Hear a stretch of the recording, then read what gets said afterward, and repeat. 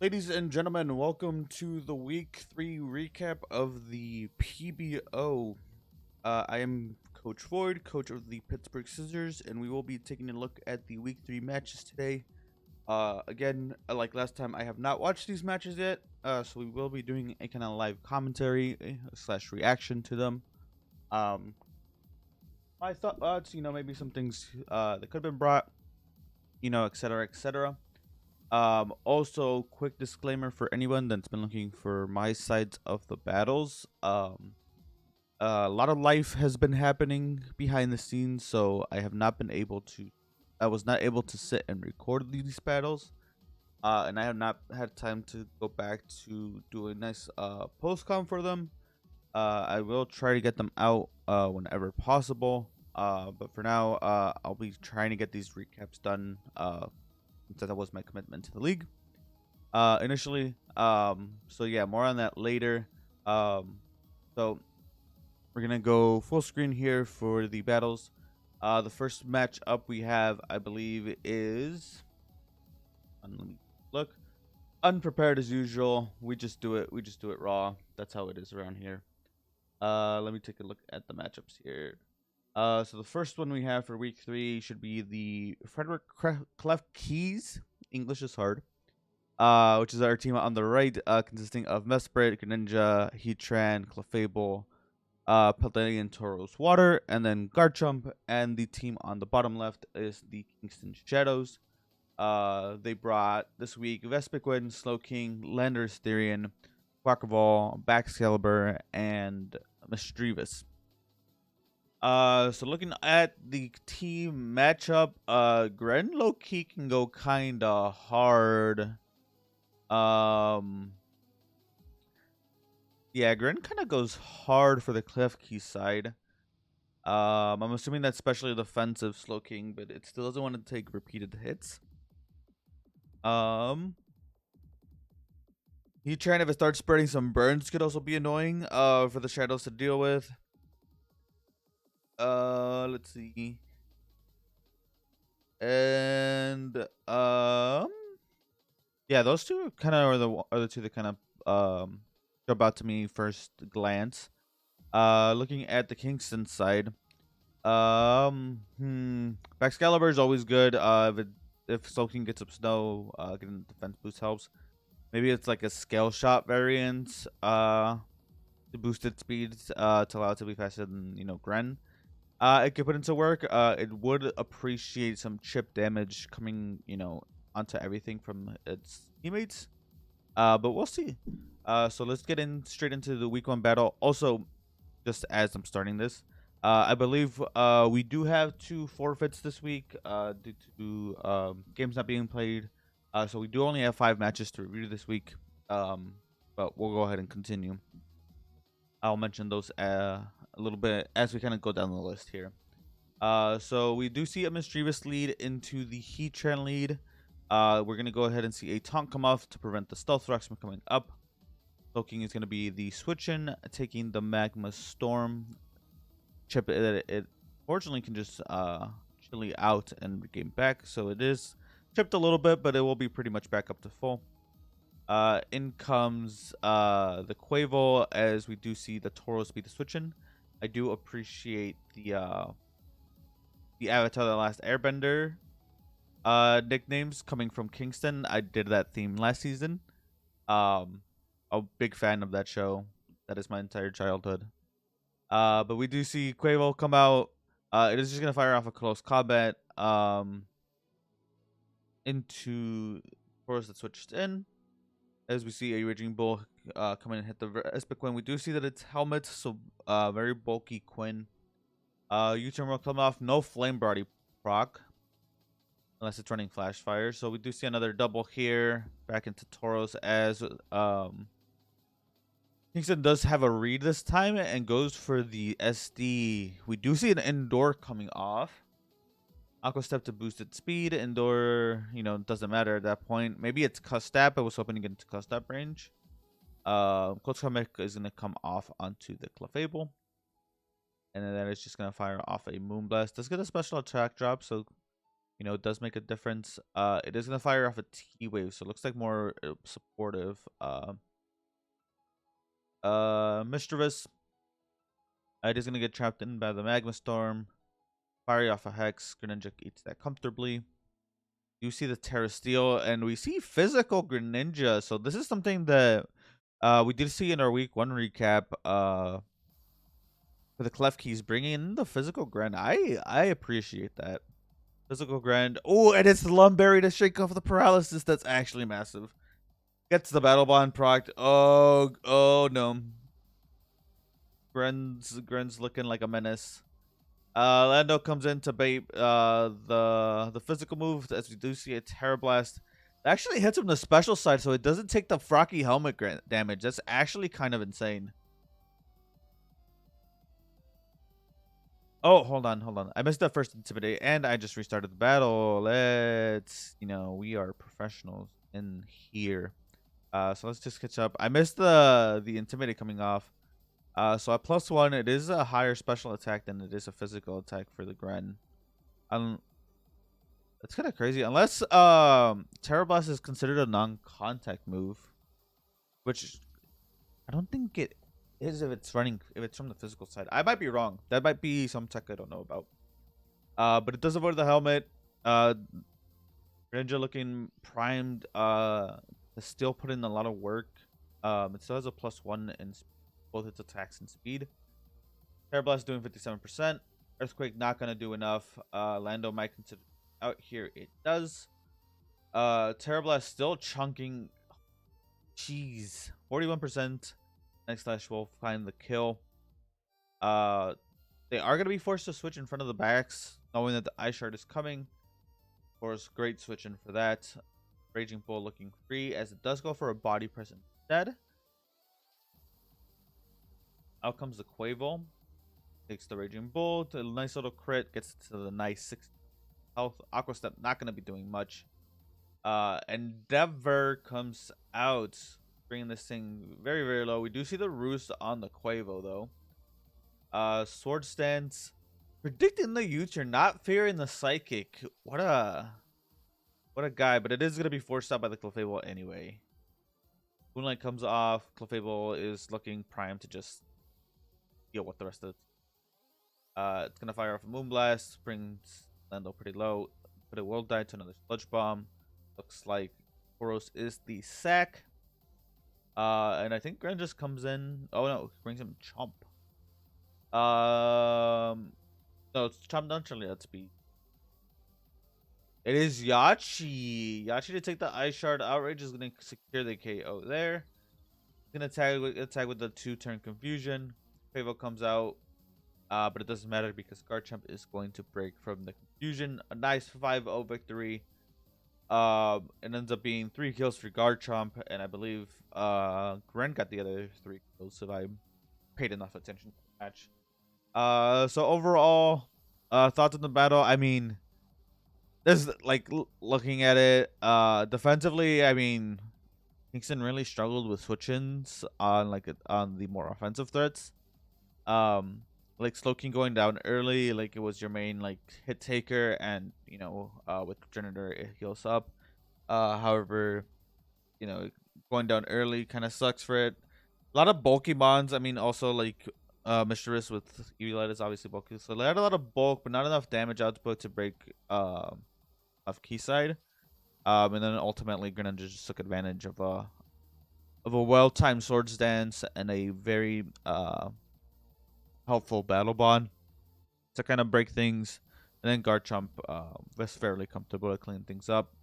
I don't know what else much could have been done on the Kingston side. I think for the most part, Klefki's just played incredibly well.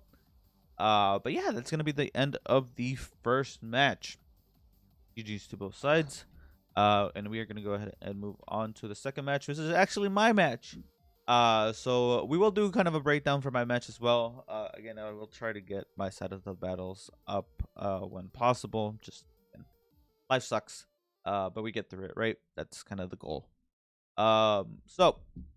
Looking at this matchup, so for my side, I am into the void, of course. I brought Mamosine, I brought Lycanroc, Gardevoir, Corviknights, Quillfish, and Gudra. Let me see if I can put my stats if I still have them. Um, just so I can kind of give you a little bit of in depth of what I brought for this week. So week here we go. So Memo, I brought Loaded Dice Memo, with Rock Blast, Icicle Spear, Earthquake, and Rocks. Lycan Rock is rocking its Life Orb, but it's Stone Edge Cell Rock Play Rough Drill Run. I brought a Scarf Gardevoir with Moonmask, Shadow Ball, Mystical Fire, and Trick. Corvi with Body Press, Roost, U-Turn, and Tailwind. Now this was my favorite set of the that I brought this week. I brought Quillfish with Custap Berry and Poison Point instead of Intimidate. Poison Point just because I wanted to get a couple. I didn't want to give. Who got Defiant? Was it Conk that gets Defiant, right? Or am I tweaking on that?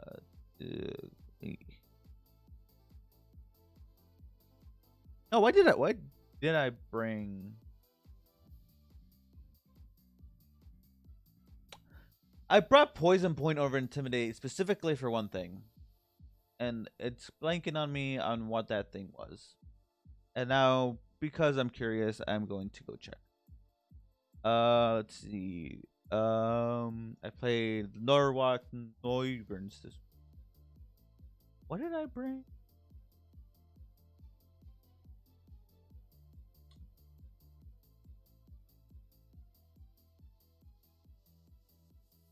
Why did I bring Poison Point? Anyways, it doesn't matter. The battle's already played. But yeah, apparently I brought Poison Point, and I don't really. I thought it was for Defiant, but I don't think anyone thinks it's Defiant. Anywho, and then last on my team, I brought AV Gudra Classic with Sludge Bomb Knockoff, Earthquake, and Counter. So my opponent, the Norwalk Noyverns, they ended up bringing Magnezone, Chandelure, Haxorus, Conkeldurr, Alolan Golem, and Basculin. Oh, also on the Corviknight set, I did bring Shed Shell specifically for the Magnezone. But yeah, so that's kind of the matchup. So in my head, looking at his team, especially what he brought, Mamosine kind of goes insane. He has really no switch-ins to Earthquakes. Lycanroc also goes insane. Nothing really wants to come in and take a hit. Gardevoir also insane. Scarf Gardevoir just kind of like once Magnezone is gone, kind of just puts in work. I guess also Chandelure since I'm choice locked, but like I could have Shadow Ball. Corvi was here for Haxorus, I believe, and Conk, as well as Quillfish gave me a kind of pseudo check to Conk, maybe get a poison proc. Oh wait, actually I wanted it to be Intimidate and not Poison Point. I messed up that set because I didn't want to give the Conk a Guts boost, but it probably ran Flame Orb anyway. If it was running Guts. And then Gudra is here to punch the special hits from like Chandelure and Magnezone. So looking at his team, like for my end, Conk is just super like Corvi's kind of here for Conk, but not really because it's still like fucking just rolls it. And then like looking at his team, like I felt like he has so many hard hitters. Like Stone hits hard. Like literally everything on his team, barring I don't even know what Golem's attack sets are. But everything besides Golem, just like could potentially like if he brings the right spreads or makes the right move clicks, could potentially 2-hit KO Iman, which is kind of scary. So I just had to kind of play around that. So let's go ahead and get into the battle. So I was predicting a Rocks lead with the Golem, which is why I let Mamosine to potentially get up my own Rocks. But I decided just, if it's Earthquake, if it's sturdy, it's sturdy. I bring it down to sturdy, and then I can, it dies to Rocks coming back in. So I just went for the EQ right away. It switching out leads me to believe it's not sturdy and, wasn't, committed to bringing Rocks. So the Basculin comes in on my Quillfish. Again, I don't know why I didn't bring Intimidate, but I didn't. It is going to Wave Crash twice and KO itself. Now, this is huge for me because this puts me into Custap range. for whatever wants to come in. So I was gonna go for a flip turn just in case he switched. If it didn't switch, obviously, like, I knew that it died to recoil, so either way I was okay with that turn. And this is a huge turn for me because again, I do have that Custap berry and Magnet Zone comes in, and I do reveal the Custap debond, so Magnet Zone is coming down with my Quillfish. So Quillfish essentially, came in and just took two things down with it, without playing off, like, without hitting an attack, which is pretty cool. In comes Conk. So looking at this, I was thinking, like, what does he bring out? Um, like, what on his team does he bring out? That makes the most sense against the rest of my team. I figured it was either Conk or Haxorus, so I decided to go ahead and go Gardevoir here. Moonblast, always one KO'd. He doesn't know. I also don't reveal that I'm Scarf because Conkeller was the one to come out. He does reveal the Roselli Berry on the Haxorus, but it's not, and then sets up the D-Dance, but it's not really gonna matter. Ironhead does KO me, but I can always come in with Lycanroc and Revenge. So a Cell Rock kills Hax. Golem dies to Drill Run. We do see that it was not indeed sturdy on that. And then Chandelure just dies to a Cell Rock. I had no need to click Stun Edge because I don't want to miss. A Cell Rock always killed. So really quick battle. I think just looking back at the battle, I think I actually played well this week for once. Um, shout out to my opponent. I think he brought some cool things. I think basically what happened is Basculin kind of just dying to Quillfish from recoil kind of sucks for it. And then obviously he didn't know I was Custap. Once Magnezone was gone, that literally freed up pretty much the rest of my team. Even though I still had checks for it, like, again, Mamoswine and Lycanroc nuke it, so it wasn't like, it wasn't going to be a threat, but in the end of it, but it would have made me maybe like play a little different, or go with different mods and stuff like that. But yeah, that's the match. So again, GG's to my opponent, and we're gonna move on to our third battle of the day. Looking at it, I'm on the wrong tab. So next up we have, if I can find, this should be the Vancouver Valiant versus the Sunnyside Suicunes, if I'm not mistaken. Just double checking. Yep. Okay. Perfect. So, from the Sunnyside Suicunes on the right, we see they bring Crest. They did bring Thundersterian, Cinderace, Blissey, Swala, and Tinglu. On the side of the Valiant, we see Empoleon, Torterra, the Gen 4 starter core, very nice. Salamence, Zangoose, Cryogonal, and Arcanine. So looking at the matchup, offensive Cinderace kind of goes nuts once the dual Intimidate core is kind of gone, or weakened, like Arcanine and Salamence. Let's see. Cinderace is the one that kind of stands out to me to put in the work. I'm not sure. Like, obviously, like, if it's like Specs Thunderous, it kind of puts in work. But these two right here, are gonna be kind of the main pressure and the breakers for the side of the Suicunes. On the side of the Valiants, set up Salamence always look good. Shell Smash Torterra looks fantastic. Zangoose with a toxic boost could put in work late game to clean up. Spamming quick attacks and stuff like that.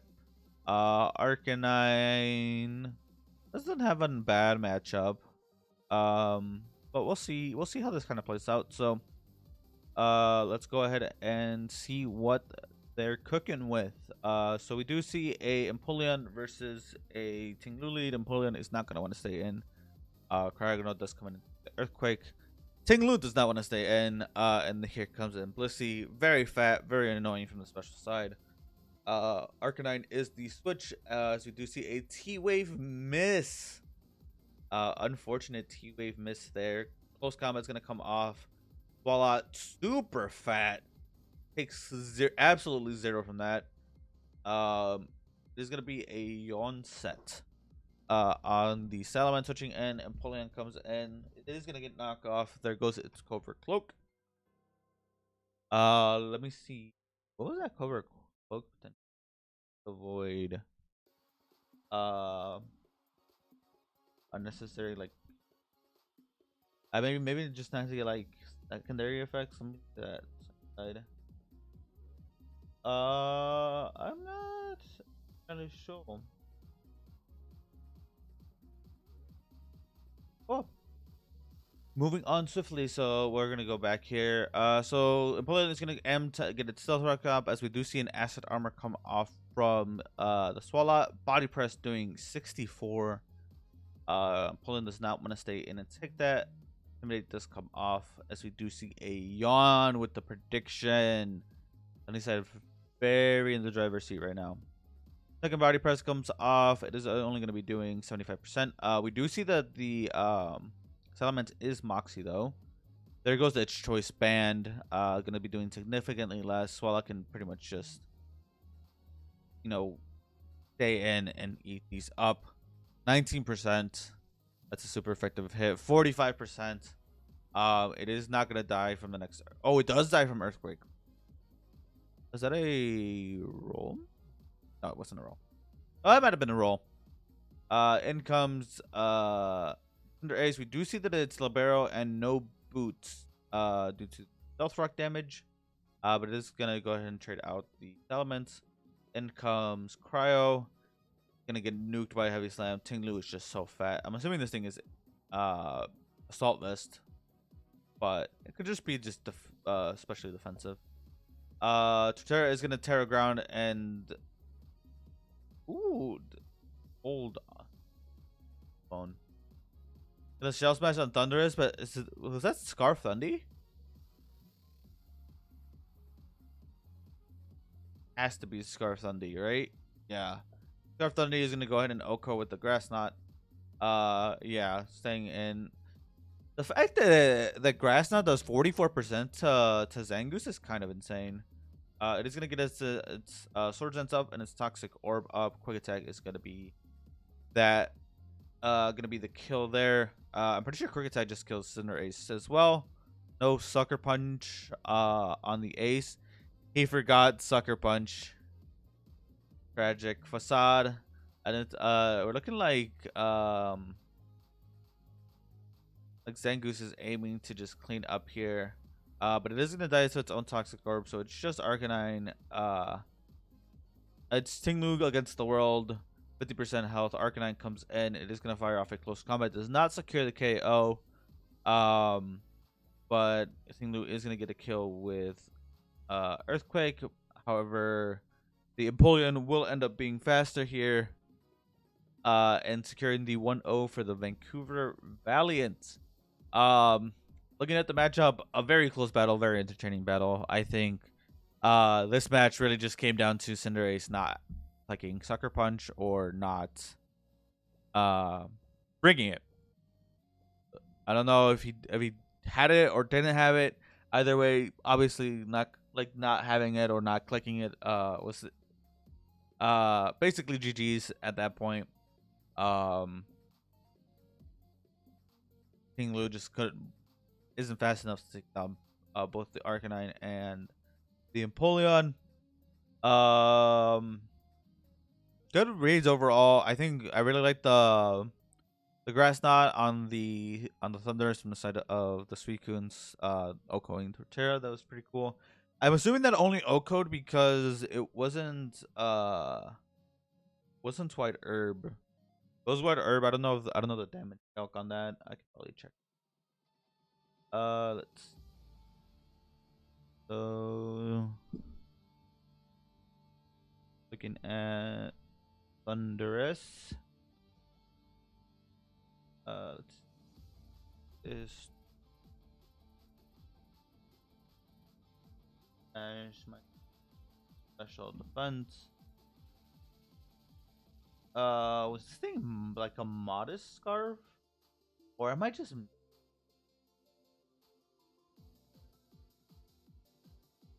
Hold on, let's go back to that turn real quick. The Thunder switches in. Oh, it's because it's pure terror ground. That's probably right. Yeah, it doesn't have. It doesn't have. It no longer has the. Not neutral. So I'm pretty sure that that killed even if it was a -1. Yeah. Yeah. If it's modest, it always killed. If it's timid, then. Did it have to be? Max speed. Adamant 422. Uh. Torterra was Jolly, so it depends. If it was Wide Herb, it might have not killed if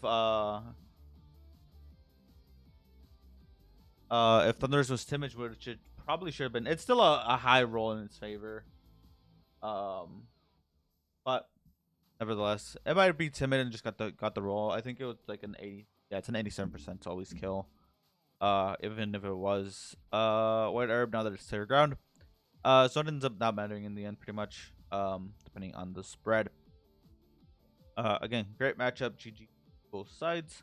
Moving on to the I believe this is our fourth battle of the week. Again, just to reiterate, we do have two FFs, so the Abbots for Agrons did not play this week, and the Alabama Alakazams did also not play this week. They received FF wins due to a couple drops we had in the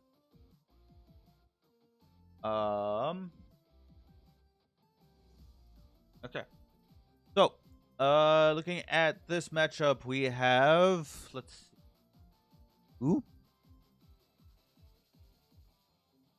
So this is hold on. This is the New York Malamar versus New York Nickets. New York Malamar is on the top right.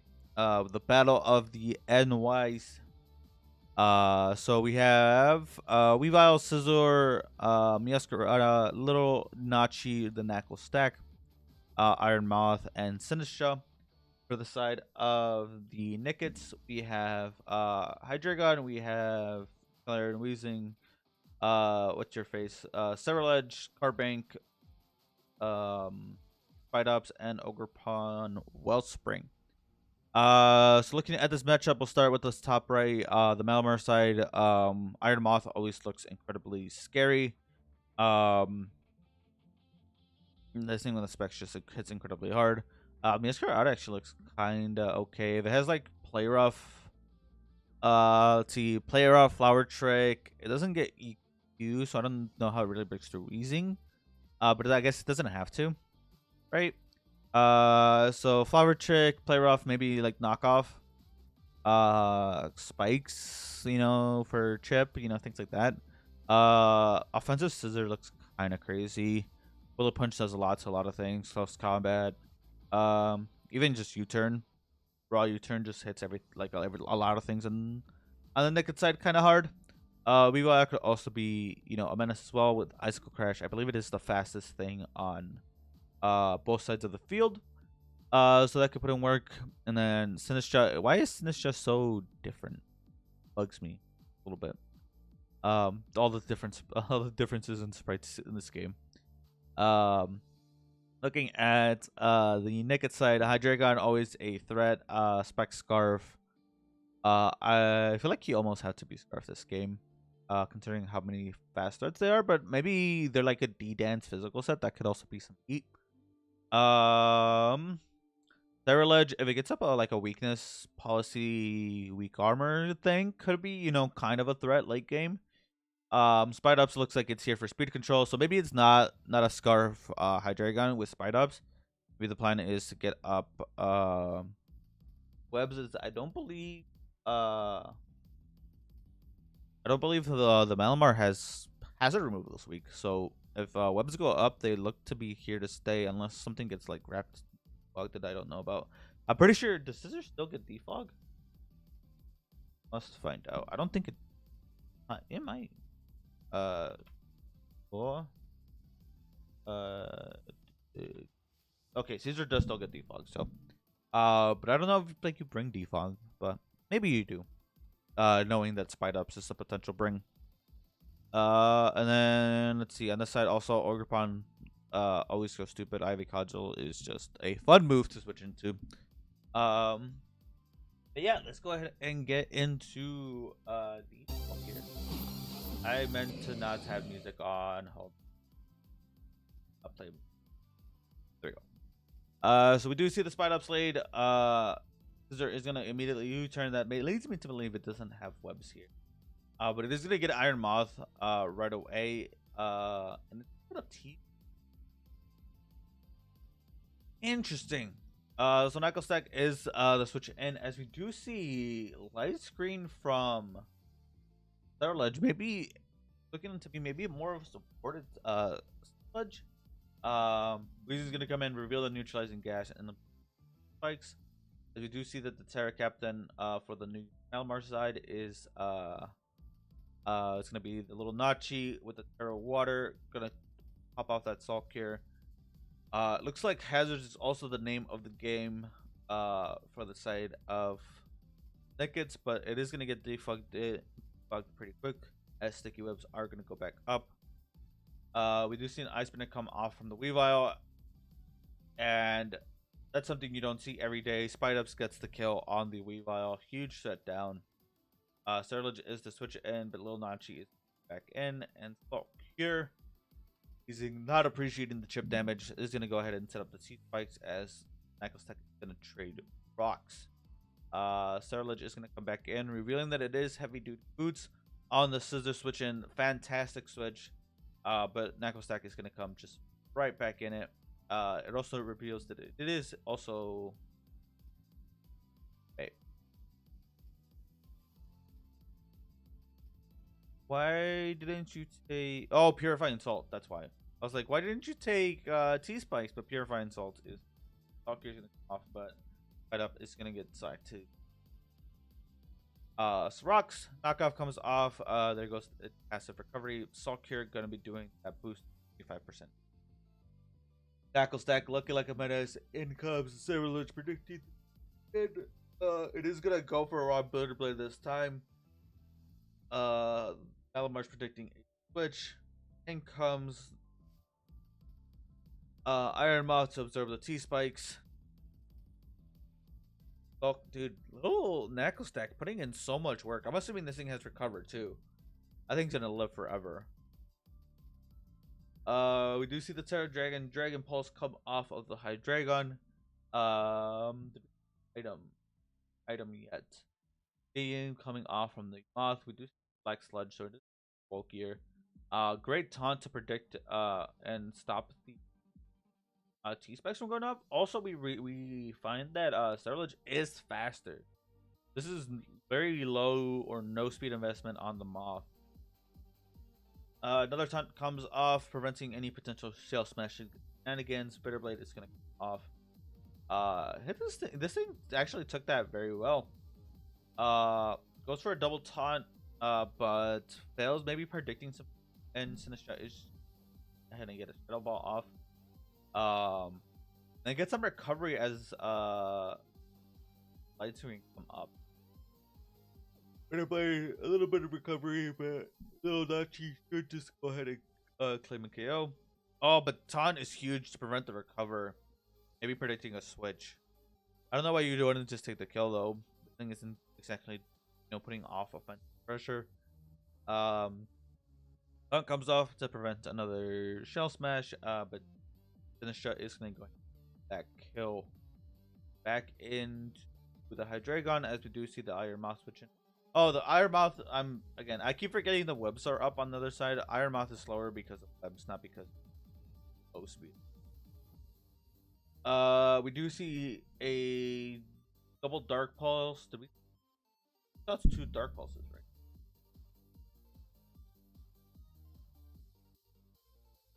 Yeah, double Dark Pulse. So this is leading me to believe that the Hydreigon is a item, likely Scarf. Galscarada. Larry Weezing is. I'm gonna go ahead and take the knockoff. Gonna lose its Rocky Helmet, but let's get the chip. Sort of not looking to stay in of its own. Since stocks do go back up, Essential is gonna claim the Dragon. Dark Pulse is gonna absolutely nuke, but it comes back in Prada. Get poison, gonna get drop Harping, which on the U-turn. Now, can little Knuckle Stack go against the world? It's gonna get a fatty recover here. Oh, it's just gonna Salt Cure. And Hydreigon goes down. Ogre Pound comes in. You better have. Off, get some recovery.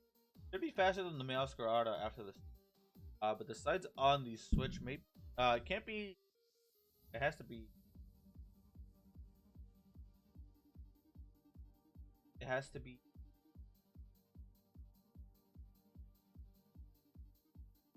The math. Lil Nachi's gonna get its protect. Talk here is gonna do a lot of chip damage. I'm surprised we haven't seen the recover. Custap is gonna go first. Gets a double protect. Waste the Custap berry. That is unfortunate. At the end, it is gonna be a double KO here on that turn. The Ogerpon versus Meowscarada. Meowscarada does result faster. It likely was Scarf Meow. That's the only way it should be able to outspeed Ogerpon. What a great game. Very back and forth. I don't have much to pick at these coaches for this one. Super entertaining battle. Very well prepped on both sides. Scarf Meow being even after Sticky Web still being able to be faster, it was huge. Now it makes more sense as to why Ogerpon had to switch on both sides. All right, moving on. This should be the last battle we have for the week. And it is between the Charleston Chestnut and the Worcester Whoopers. Right. Yeah, Worcester Whoopers is on the top right. They have opted to bring Great Tusk, Gorgeous, Rotom Wash. They have Alola and Persian, Jirachi, and Skeledirge. As for the Chestnuts, they are on the bottom left here. They have opted to bring Dragapult, right, Bombi. Well, I don't know why it's not Tinker. I guess Tinkerton is on the bench this week. They bring Mabastiff, Hippowdon, Salazzle, and Thundurus Incarnate. Looking at the initial breakdown, Great Tusk is kind of hard. It's depending on the set. Great Tusk can be hard to switch into. If Skeledirge gets some Torch Songs up, it could be a threat if Bolt and maybe Hippo are kind of gone. Let's see. On the side of the Chestnut, Pult, super versatile. Specs Pult may kind of go in a little bit, or it could be support with Scream. Right, Bombi, if it gets up webs, like its team appreciates webs. We do have a little bit, it's got a mixed speed here, a lot of fast months, so maybe to negate some like Scarfish and stuff like that. A boss diff, I believe, is one of their Terra caps. So maybe like a Terra Dark could go kind of nuts. Hits a lot of things kind of hard. Obviously, kind of like Gorgeous and Persian kind of switch in. And I guess also Tusk, I believe they also had Fairies, so maybe Fairy is probably a better one. We'll see what they opted to bring. Salazzle, I don't know how good, like Toxic is good on the Florge. I don't know if you would have won. I guess also for the Spice would be kind of cool. And then Thundurus. We will see though. Kicking off the match, we do see a Rabambi lead, likely a Sticky Webs. And that is what we're gonna see. We're gonna see the parting shot come off the Persian, so we confirm not Scarf. Sunspro is gonna come off on the Skeledirge. Very much not appreciated. But Skeledirge is just gonna go ahead and start to fire off those third slugs. I believe it was Boots. It is Boots on the Dirge based on the no web. Good information. Hippo's just kind of staying in here, clicking moves, spreading yawns. Knockoff is gonna come off from the Persian. Doesn't do too much. As another yawn comes off, you see the parting shot, lowering that attack. Rotom is gonna come in on a earthquake, but no, it is gonna just opt to heal itself off and takes the hydro pump. You know, I don't. Let me see. Let me look at the bench of. I don't know that you needed to let Hippo go down this early.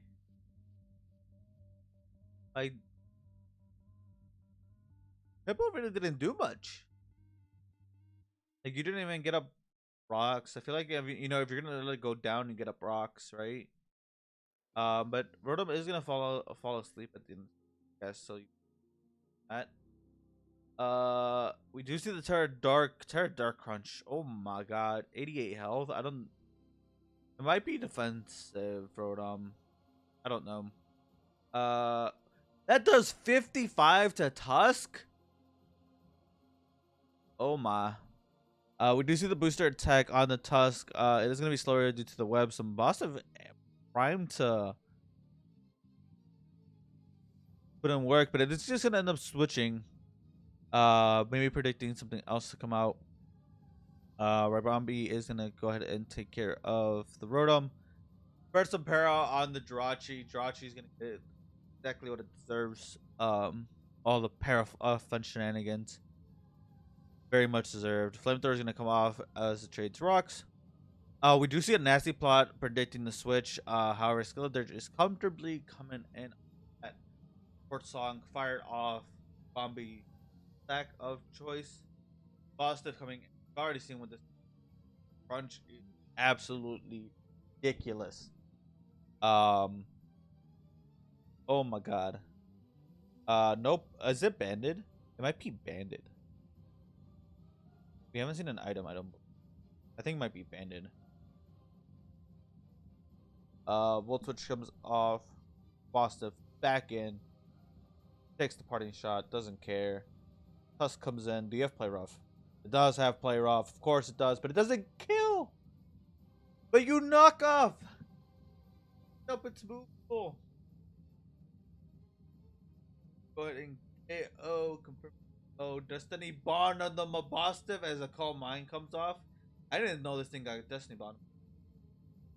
Moonblast is gonna get fired off. Does not offer the double death. Toxic comes off.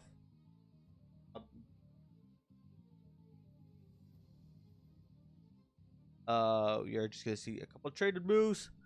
Floor just gonna get filled up back to full. But the toxic will start to rack up, and it does opt to switch as we do another nasty plot. Yawn comes off from Blooddirge. We likely see a Volt Switch off. Oh, just I'm sure our Thunderbolts. We got a sleepy Mike Tyson. The paralysis is kind of huge. Wake up turn also, man. 50% to the Dirge. It has to cover with back off. Ooh, and we see the sub come out from the bolt. Can it break the last two? We see a Hex does 31%. Moonblast is gonna go ahead and break the sub. I don't know if you beat it. Disable.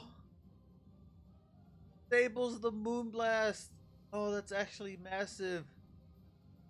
Sub comes off. Gorge can't attack. Hex comes off 34%. Has to call mine, and Stable's sure to end here shortly, but it's not gonna matter. Toxic is go ahead and kill it. I don't even know what. Fact, nothing you can sub disable is X coming off, and is gonna go ahead and win the battle. Oh my lord! He really brought Hex disable. I guess that was the strat. You toxic and you T wave, or you stun sport. I wonder if it was Scarf Thunder, so I doubt it had T wave. But like Prankster T wave plus stun sport plus toxic, if that was the name of the game. For late game hex sweep is absolute fire. Um, but very close game. A lot of great battles this week.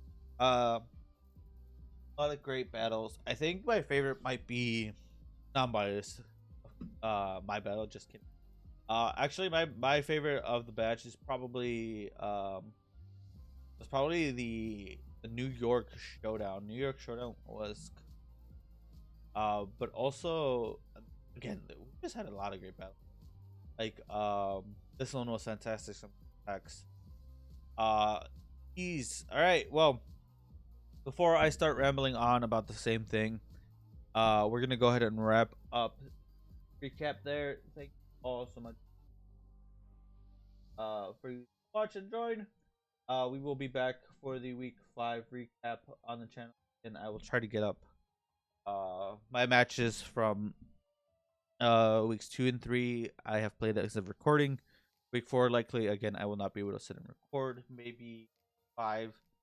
I'm not sure yet. I'm trying to get things sorted. But at some point, even if I can't do a live recording, I will try to get some post match commentary. Although that is, not the best ideal form in my opinion, but it'd be like that sometimes. So, anyways, again, before I start rambling on, like I just said, thank you all so much for watching. And we will see you guys very soon. Have a great one. Bye bye.